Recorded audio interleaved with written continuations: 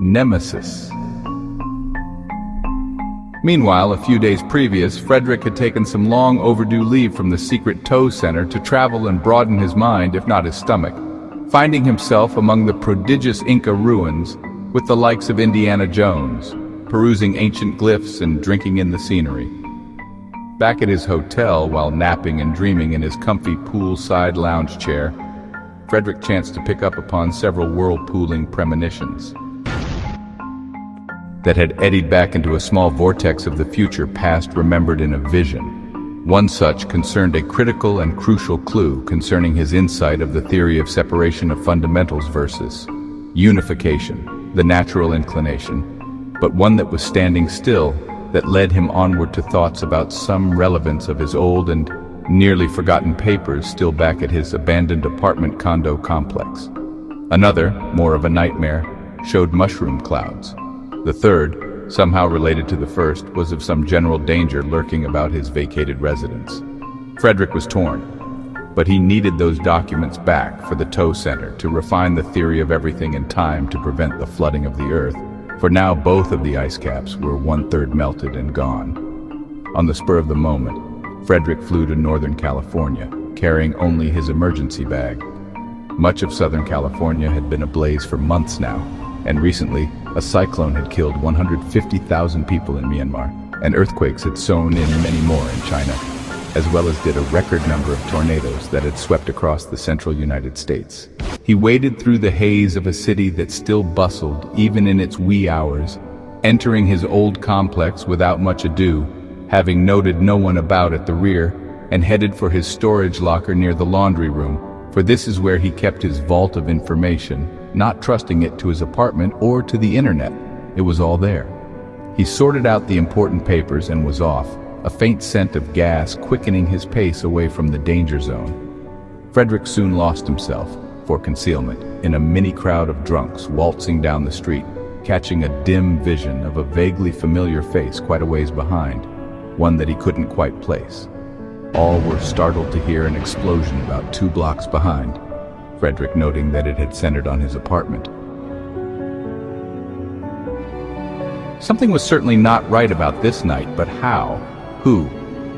He'd used a tow-approved alias on the flight and had done some plastic surgery on his real credit card. He placed his papers in a trash can for protection just as the chai arrived. After drinking of the elixir for a while, he held his head in his hands, not quite knowing what to make of this. As Fredrick looked up, there was none other than that unplaced face approaching, that of KGB General Burkov, appearing at his table and pulling up a chair.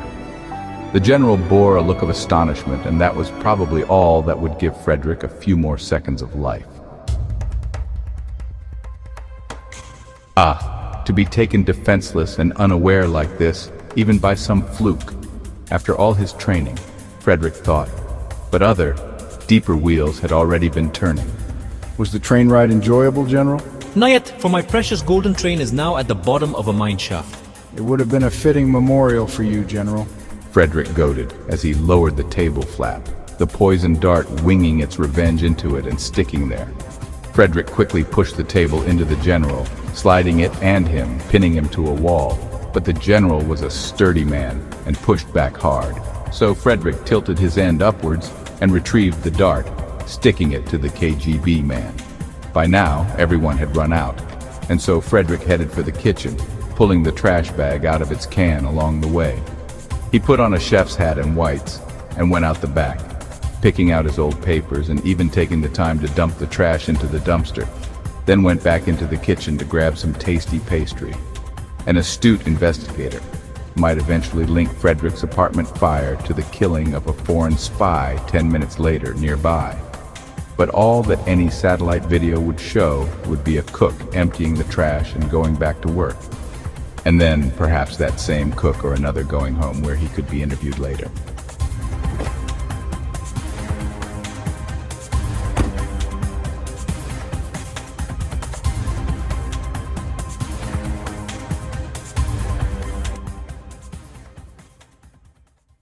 Although someone with influence might have half a chance of freeing him, Fredrick saw no need to enter captivity, friendly or otherwise, wherein anything could happen, and slithered, then crawled, and then eventually walked into the night, through a treed park, then through another alley, catching a bus to the airport, and not a taxi, for those drivers could often remember their passengers.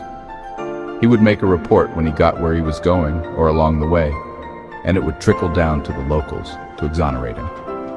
He found a flight to nowhere, Anchorage, Alaska, where then he boarded a stopover refueling flight from New York that was going to Tokyo via Guam, where he would get off, the best he could do on such short notice.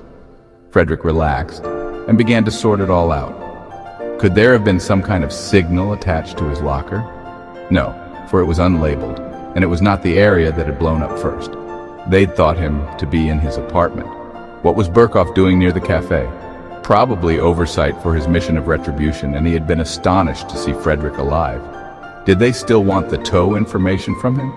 No, for only the living can tell tales, and anything else of interest left in the building would not have survived the inferno, one expanded by the gas leak, which was probably just a cover. But how did they react so quickly to his arrival back home after his being gone so long? Every city has street cameras now, but they are crude, having to focus on an entire scene. And even so, his taxi had dropped him at the rear. Fredrick closed his eyes and meditated for a bit. "I've got it," he thought, snapping up. Burkov, obviously a greatly unbalanced person, seething over their old encounter, had camped or lived in the area with a small team, perhaps, waiting for the day that their prey would show. But they couldn't just hang around the complex day and night for months at a time. So there must have been a special real-time facial recognition camera or two at the front and back entrances of the unit. Although such a device was almost unheard of. What lengths does a man go to for revenge? But who has that kind of surveillance technology? Only the conspiracy, yes. When their centers had been overrun by the Russians from a tip by the ninjas, Burkov had madly appropriated some of the cameras unto himself. Then a signal to Burkov, and a few minutes to confirm, or even an automatic process if he was sound asleep.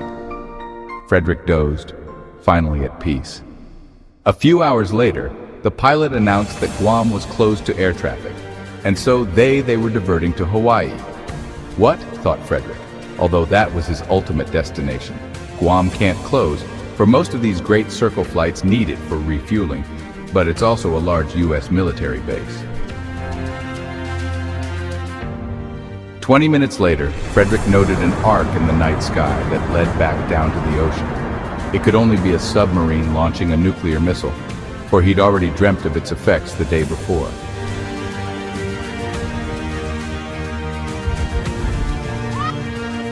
China had been a few minutes from launch but thought better of it when the US finally went to DEFCON 1. But not Russia. Something the future would not soon forget. Ground-based radar in Australia tracked a launch to the north. "Don't let it be coming here," the tracker gasped. It wasn't.